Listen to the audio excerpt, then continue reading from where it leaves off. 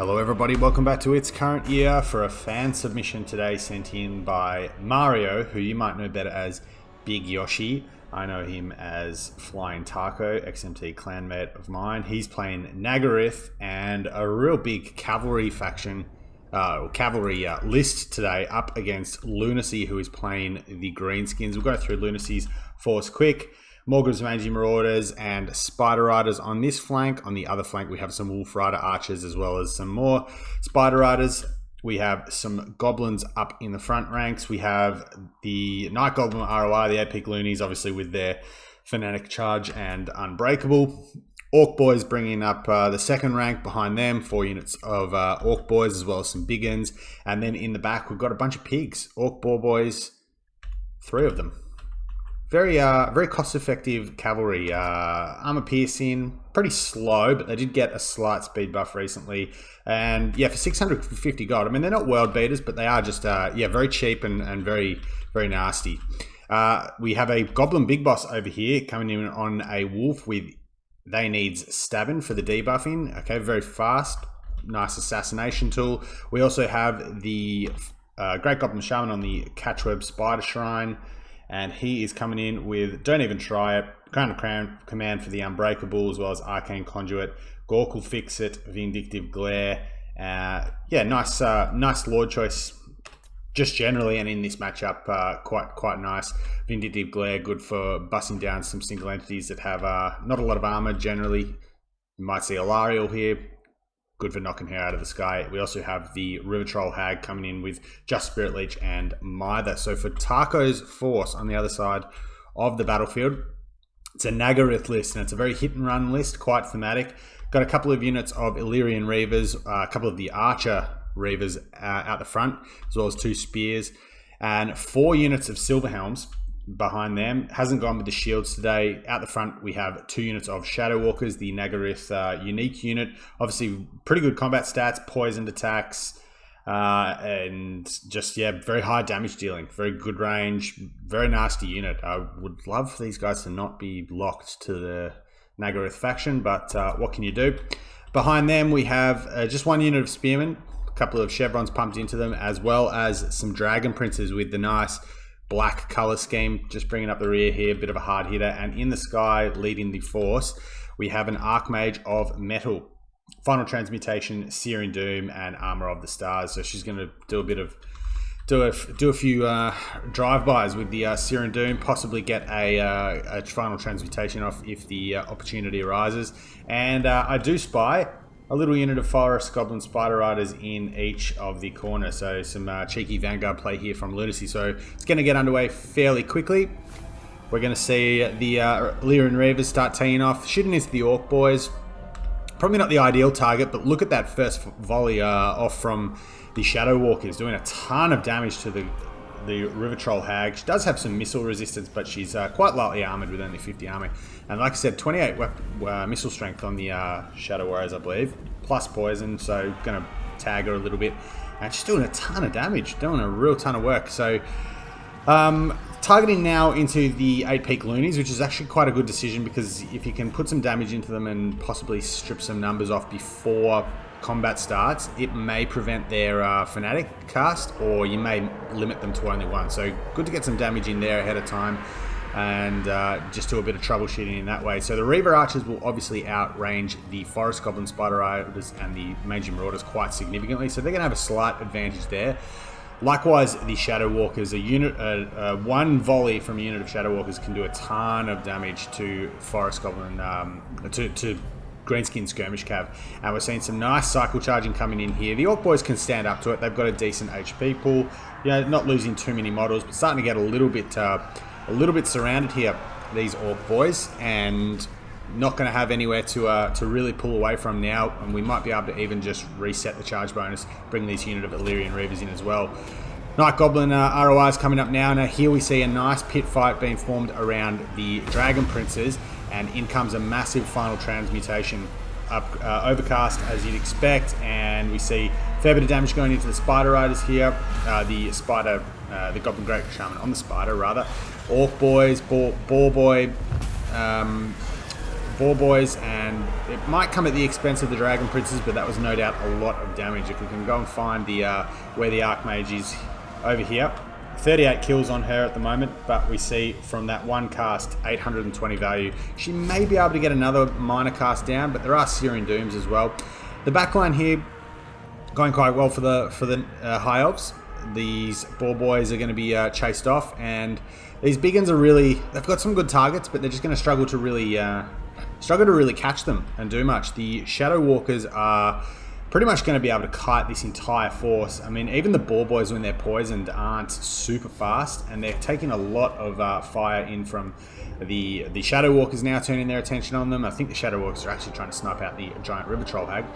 But the Silver Helms here, quite healthy. We've got another healthy unit of, is it Reavers? Yeah, Reavers out here, Silver Helms, and just a lot of cycle charging going down.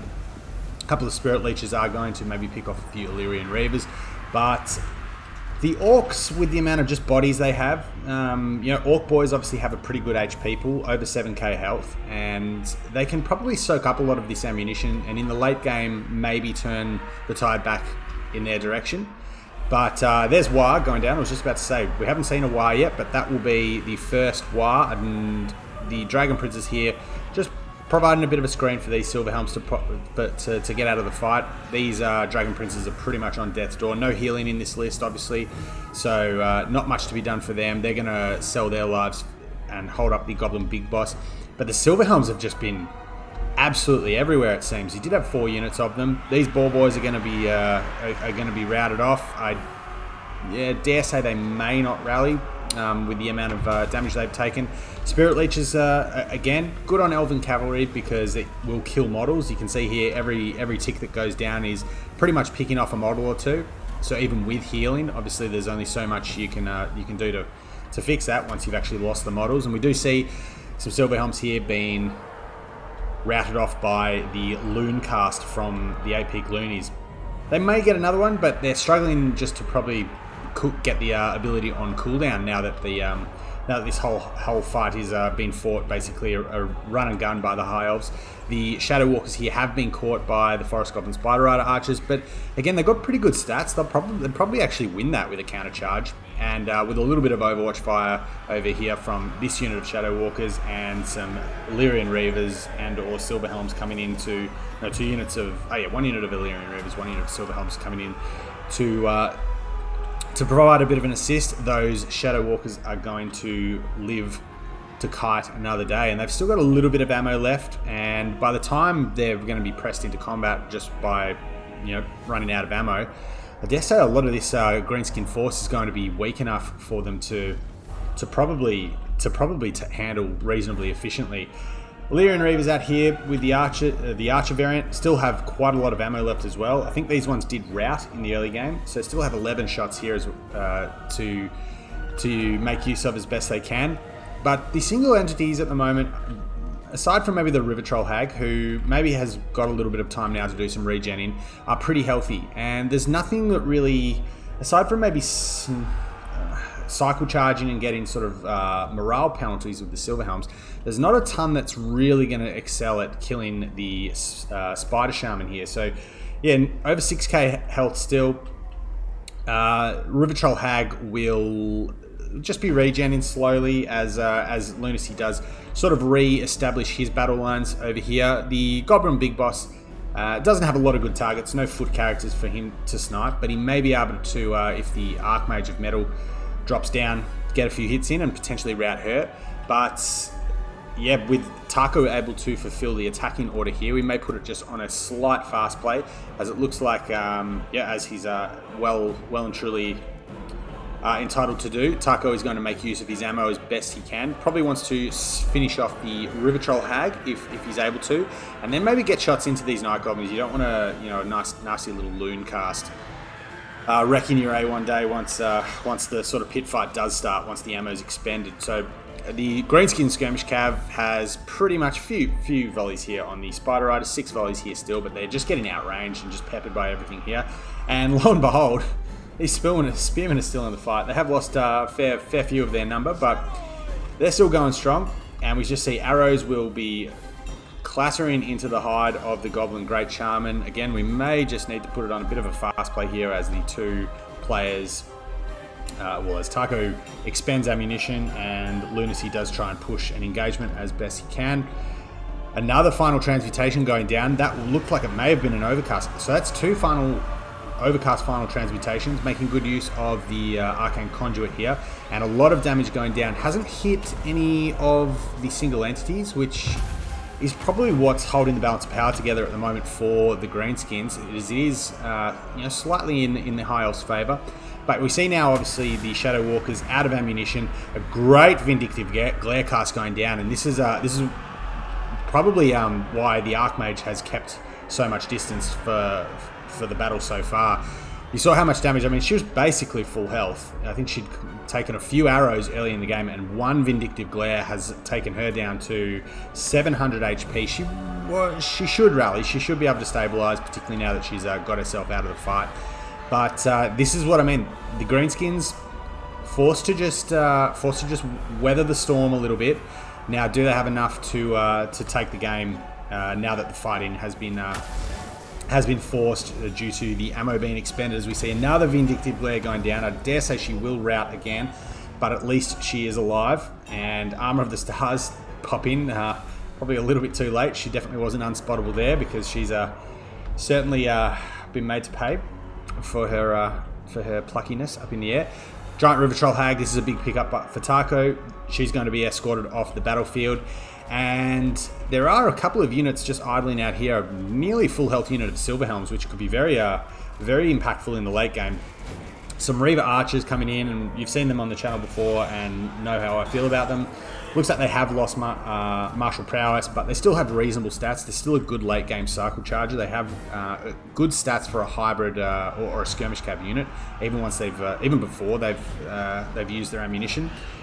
Players should not be too afraid to send them into combat if they can get a favourable engagement. But it looks like Lunacy has pulled out, even though the Spider was maybe half a chance of causing something there if you could get a bit of a chain break with some tear outs. But I think Lunacy's seen the incoming unit of Silverhelms out here and has decided to throw in the towel. So all that was left was the little Spider Shaman. Not as healthy as I thought. I thought it probably had about 2/3 HP, but yeah, down to about and to just below half, down to about 1/3. Done some good work though, some good late game glares.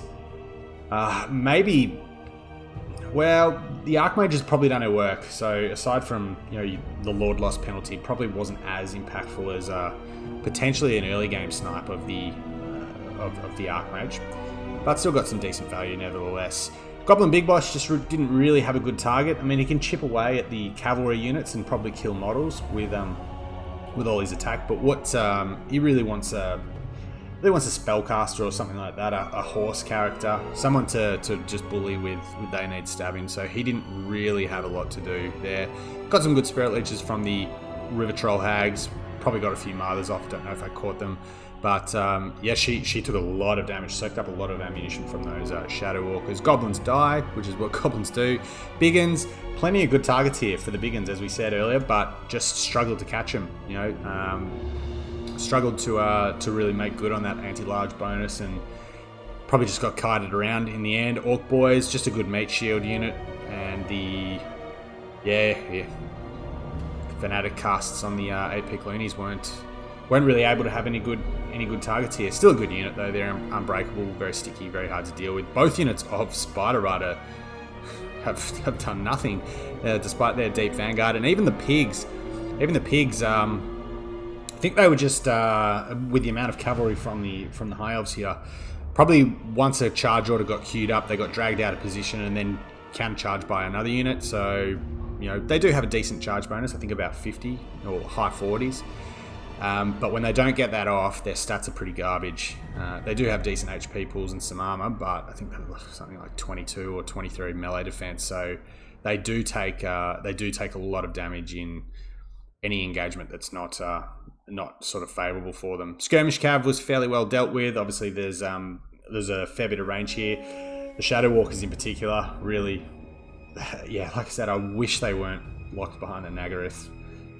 sub-faction there. I think you'd see them a lot though. High Elves would probably be even. Hives are kind of forced to be a little bit obnoxious at times, but yeah, Reaver's doing some good work. Dragon Princes sort of had to be sacrificed there. They took a bit of damage early from the Spirit Leech, but the Silver Helms have all done really good work. Even though not a lot of damage, it's just the control, and a player like Flying Taco obviously can use them very efficiently, and the cab advantage definitely sort of snowballed here in this game, and even the Spears getting 500 gold back. Look at that. Thought that might be higher, but I guess the Overcast final transmutations were mainly on infantry, so and there's nothing really sort of high tier here that it hit. I did get a decent blob the first one, got some damage on the River Trollhag and the Goblin Great Shaman, but yeah, she probably doesn't cost a lot much more than that with just 2 spells up on the bird. She's probably about 1400 maybe, I would at a guess.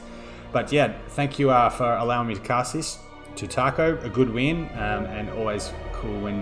this is a really tough matchup for the High Elves. But I haven't seen it played this way. Actually, I think we did have a game from Way a few months ago on the channel.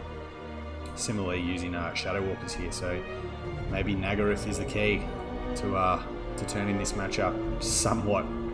Well, maybe not in the High Elves' favour, but somewhere close to even. But yeah, thanks to everyone for checking it out, and until next time, take care.